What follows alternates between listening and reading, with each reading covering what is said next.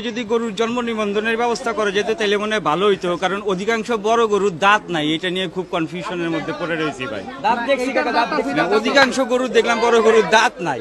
গরু কেনার পরে দেখেন যে গরুর দাঁত নাই। হ্যাঁ, গরুর দাঁত নাই, এরকম অনেকগুলি ঘটনাই ঘটেছে। আজকে ৩-৪টা গরু পছন্দ করার পরেও কিনতে পারিনি, কিন্তু তারা সুঠামদের বহুত বড় বড় গরু ছিল।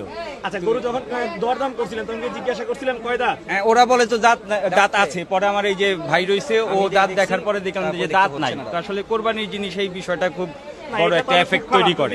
মিথ্যা কথা বলে দেয় যে দাঁত আছে, কিন্তু সে আপনারা চেক করে দেখেন দাঁত হয় না, এটা খুবই খারাপ। অলরেডি আজকে আমাদের সাথে ঘটে গেছে। এখনো ফাঁসে নাই, সে বলতেছে যে 4 দাঁত। আমি দেখে বুঝলাম যে ওটা দাঁতেই নাই, গরুটা ফাঁসেও নাই গরুটার দাঁত।